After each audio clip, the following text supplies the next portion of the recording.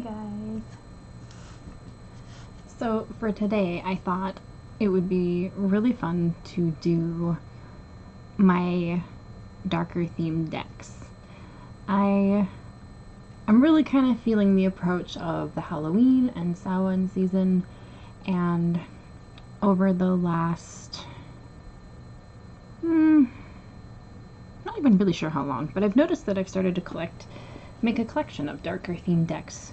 And I wanted to go through what I consider either dark or esoteric decks in my collection and share them with you because it's spooky season. So, we're gonna go the first one here. Sorry, I'm still clearing my throat, guys, which I have in this little bag I got from a Tamed Wild subscription box. Well, let me just make sure we're in focus and in the right position. Okay, so this is the Bohemian Gothic, and it's the mini. It's super tiny, but it's a really cool deck. I know I just shared this not that long ago because I honestly haven't had it for very long. I got it in a trade recently, but I really like it. I do kind of wish I had the bigger version just because my eyes are so bad, but honestly, hey Peru. Yeah? You gonna get in the middle of all of it? Alright. Honestly, Hermit card is so cool. You can still see everything pretty clearly, even with the mini edition, and you can see like it's a pretty small, they're pretty small cards, but it's a really cool deck. I gotta say though, some of the faces in this make me laugh. Really, woman? Come on. Cat in the frame, always. So yeah, I'm not gonna spend forever on each deck, but that is the Bohemian Gothic mini. And yeah, I really think I might trade it for the larger version if I can. I got the no box one, so if I can find someone who has a no box larger version and be willing to trade with me, maybe. We'll see. Just because I have such terrible eyes. Okay. Sorry, guys. Fall allergies and, you know. So the next one is one that I consider more esoteric than maybe dark, but it's definitely a very deep deck,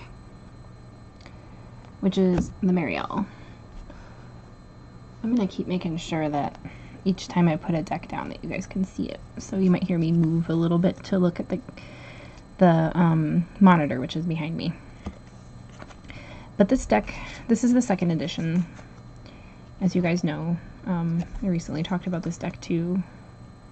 I just got it in from my friend Erica. She gifted it to me. This deck I do think is very esoteric, and I think it's very dark in the sense of it makes you kind of reach into yourself. But yeah, you've got other cards here that are lighthearted, and there's some cards that are not, and this is definitely a deck I intend to study because I want to understand it more, for sure. But I wanted to throw it in here because it is definitely one of those decks that is not necessarily a hug deck, so I thought that I should include it. But yeah, so that is the Marielle, the second edition, which I don't keep in the box that it came with because the box is massive. And then the other one is also one that was gifted to me by Erica, which I also don't keep in the box because the box was pretty damaged when I got it. But you know, it's one of those US game boxes, so what are you gonna do?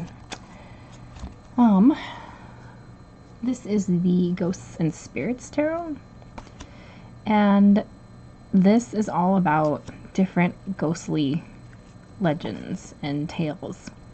And this is one of those decks where I really wish I could find if there was an extended guidebook, because I want to know all all the lore behind this. I'm a lore nerd. I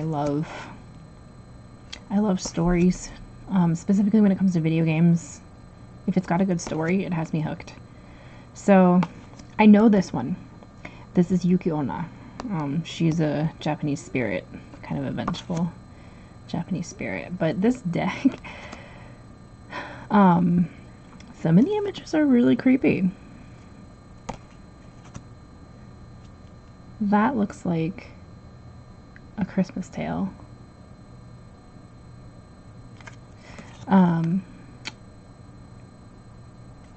Yeah, I really want to understand all of these for sure. I just think it's a cool deck, though. And some, like I said, some of them are just creepy. So here we've got Egyptian mythology, the Weighing the Heart and the Feather. Yeah, I love it. It is really cool. And I'm going to track down more information on it, so when I work with it, I can understand it a little bit better. But if anything, I just like having it just because it is one of those creepy lore decks. Love it. Alright, this next one, as you can probably tell, is the Marigold Tarot. I got this as a birthday present this year from my husband, who I so wish would come on my channel for this 30-day challenge because I love him and he's so handsome. But yeah, this deck is incredible.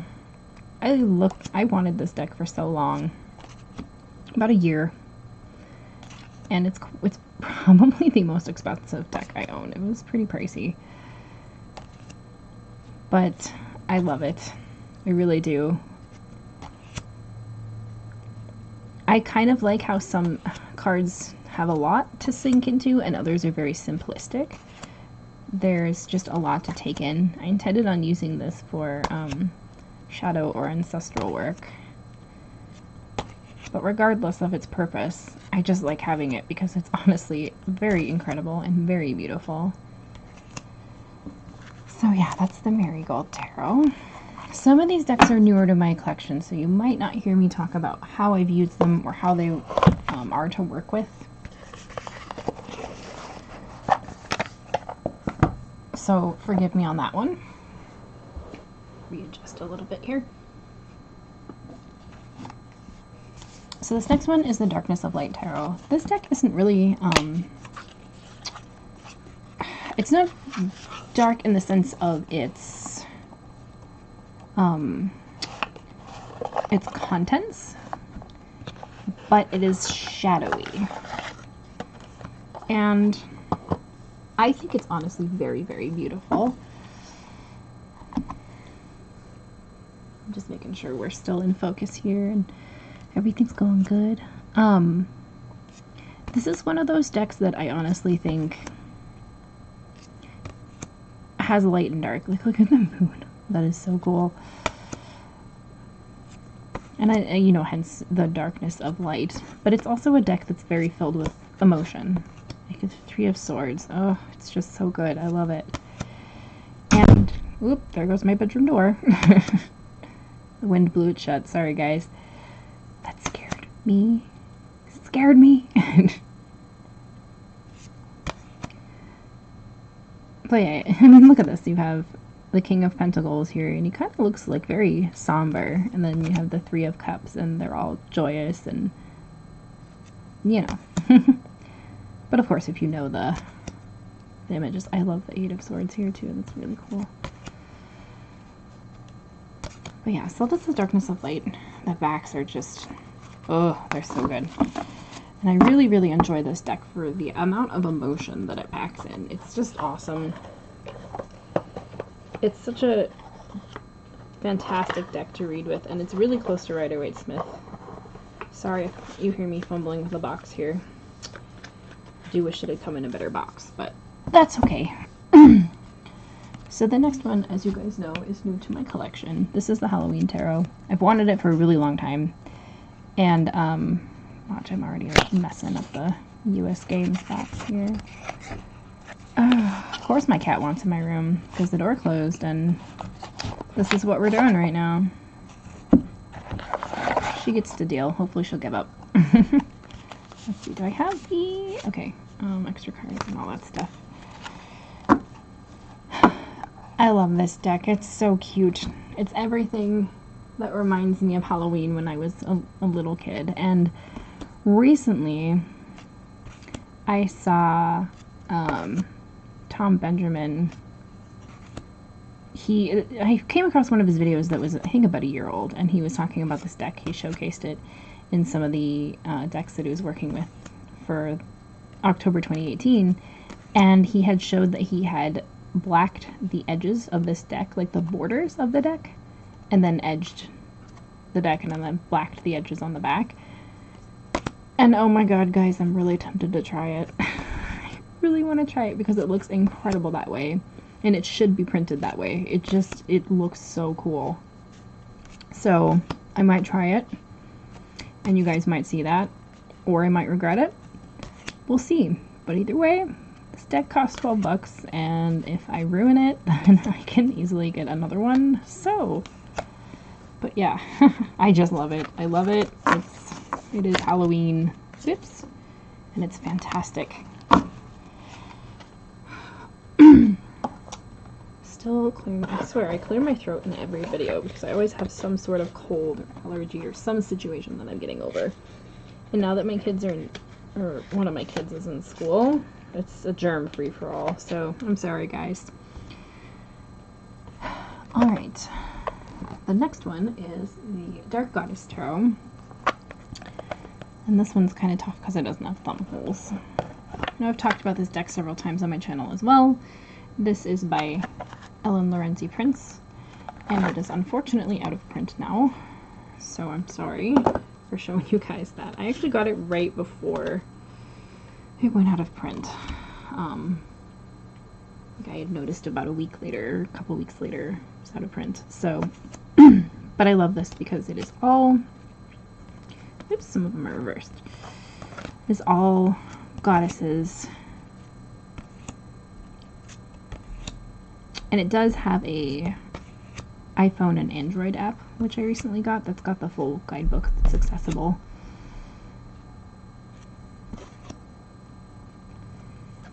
And I love it. I love this deck so much. I really do. It's incredible. I at first wasn't really drawn to the artwork, and then I actually started appreciating the simplicity of it. It is definitely a very different deck, for sure. I don't even use it as a typical tarot deck. I draw one card a month. And I've talked about that before too on this channel. I have a video that's all about shadow work and all that stuff. It's one of my Night Owl Ramble videos where I share the process that I started taking with this deck. So that is the Dark Goddess Tarot. The next one is new to my collection. And it is the Crow Tarot.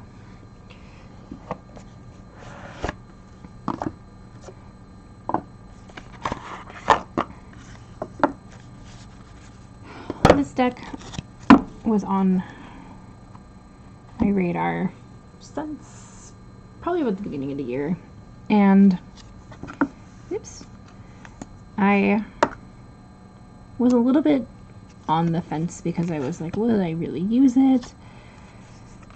And then I was able to treat myself, and I decided, why not? Let's throw this in here. And the reason why I consider this a darker themed deck is just in the sense of the fact that crows are mystical, and they, throughout mythology, have always been associated with deities of death, so, or messengers of death. So that's one of the reasons why I threw this deck in here. And actually one of the reasons why I wanted to work with it. But yeah, I really like this deck. The one thing I don't like is the fact that the majors are different from the minors. So the indie version of this deck, before it got mass produced, I believe was borderless, and I actually would have preferred this deck borderless. But I do like what they did with the majors.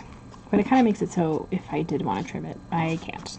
So that's okay. I do like the kind of antique-y wash to the borders too, and I think the more that I work with it, the more I will appreciate that. So it's really not that big of a deal.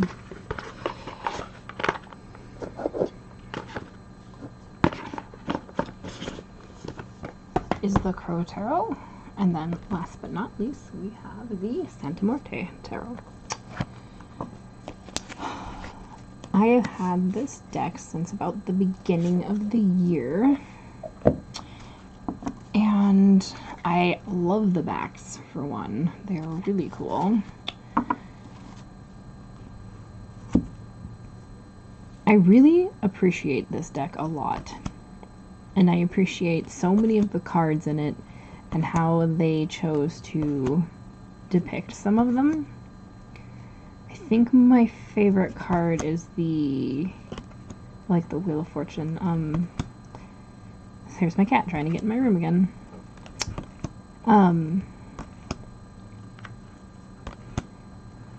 The Wheel of Fortune, the High Priestess, and the Hermit and the Hierophant are all fantastic cards. Of course, I'm not coming across hardly any of them here, but she's going to distract me so much right now. She gets to deal.